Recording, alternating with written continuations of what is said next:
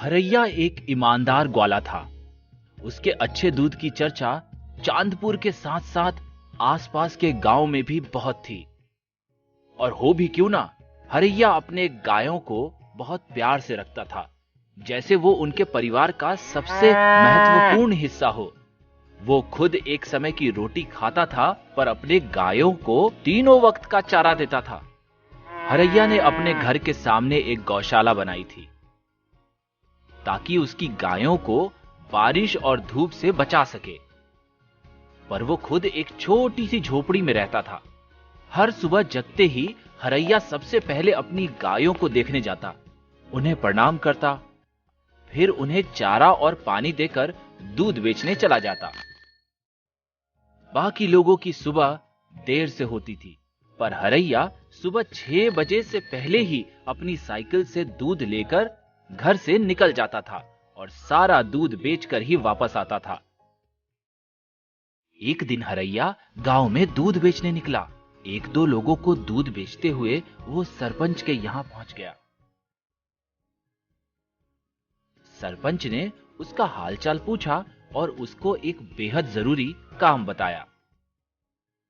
दरअसल सरपंच के घर में एक उत्सव था, जिसके लिए उन्हें बहुत अच्छी क्वालिटी का मलाई वाला दूध चाहिए था, जिसकी जिम्मेदारी हरैया को दी गई। अगली सुबह 5 बजे ही दूध लेकर सरपंच के घर पहुंच जाना था, पर शायद कोई समस्या थी, जिस वजह से हरैया परेशान दिख रहा था। क्योंकि सरपंच की बात सुनते ही हरैया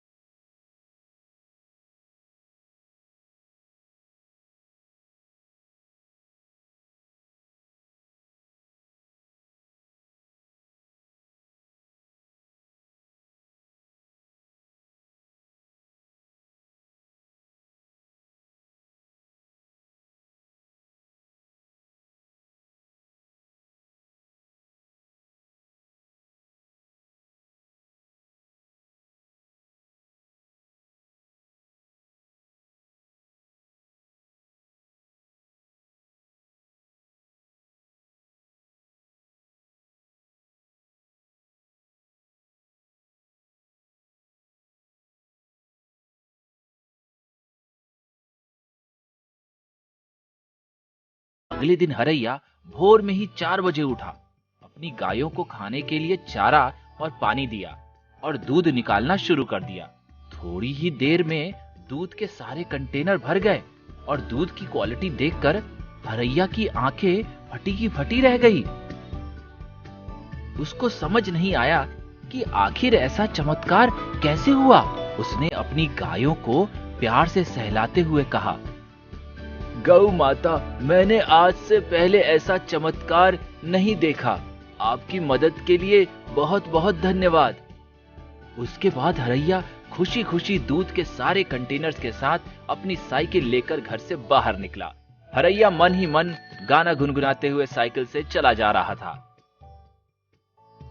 आज उसके लिए बहुत ही खुशी का दिन था।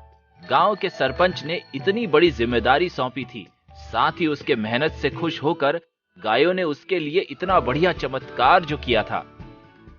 पर शायद हरैया ने अपनी खुशी को खुद ही नजर लगा दी। जैसे ही वो सरपंच के घर पहुंचा और कंटेनर उतारा, उसके सारे कंटेनर खाली थे। सरपंच ने जब देखा कि हरैया के कंटेनर में एक बूंद भी दूध नहीं है, तो उनके गुस्से का ठिकाना नहीं रहा। नालायक, तुझसे दूध लाने को कहा था और तू खाली बर्तन लेकर आ गया। बहुत अच्छे हरैया। नहीं नहीं सरपंच जी, मैं दूध लेकर निकला था। हाँ, तू दूध लाया था, जैसे हवा ने पी लिया। मुझे किसी भी हालत में 1 घंटे के अंदर दूध चाहिए, वरना तेरी खैर नहीं। बहुत अच्छे, बहुत अच्छे। हरैया चुपचाप वहां से निकला और अपने घर आ गया। अपनी गायों के पास बैठकर वो फूट फूट कर रोने लगा, जिसे सुनकर उसकी पत्नी वहां आ गई। हरैया ने अपनी पत्नी को दिखाया कि उसके सारे दूध के कंटेनर में पता नहीं कैसे छेद हो गया था और सारा का सारा दूध बर्बाद हो गया। हरैया की पत्नी भी दुखी होकर वहीं बैठ गई। अचानक गायों के बीच कुछ हलचल होने लगी। तेज हवा बहने लगी। ऐसा लगा कि मानो वहां कोई दिव्य माया छाई हो। देखते ही देखते उनके दूध का सारा कंटेनर भर गया और एक गाय ने इंसानी भाषा में उनसे बात की। उस गौ माता ने उनसे कहा कि सालों से हरैया की सेवा देखकर वो बहुत खुश हुई और ये उसी मेहनत का फल है कि वो आज हरैया की मदद करने के लिए प्रकट हुई हैं। उस दिव्य गाय ने दूध के सारे कंटेनर भर दिए। हरैया और उसकी पत्नी नतमस्तक होकर वहां खड़े हो गए। उन्होंने हरैया से कहा कि वो एक ईमानदार दूध वाला है। उसने कभी दूध में पानी नहीं मिलाया और सारी गायों को खूब अच्छे से रखा, अच्छी सेवा की। आज से वो जिस समय चाहे उस समय दूध लेकर जा सकता है। बस एक शर्त है कि आज के बाद वो गांव के सारे गरीबों को दूध मुफ्त में देगा, और अगर उसने कभी भी कोई चालाकी की और पानी मिलाने की कोशिश की तो ये शक्ति गायों से अपने आप खत्म हो जाएगी। हरैया और उसकी पत्नी के खुशी का ठिकाना ना रहा। उस दिन उस जादुई गाय की माया की वजह से वो सरपंच के घर जाकर उन्हें दूध दे पाए। बहुत अच्छे हरैया। धन्यवाद सरपंच जी। अब उसके घर के सामने हमेशा गरीबों की लाइन लगी रहती थी, और हो भी क्यों ना, हरैया हमेशा उनको दूध मुफ्त में देता था। उस जादुई गाय की माया से हरैया के घर की हालत अब ठीक होने लगी थी और वो उसी लगन से अपनी गायों की सेवा करता था।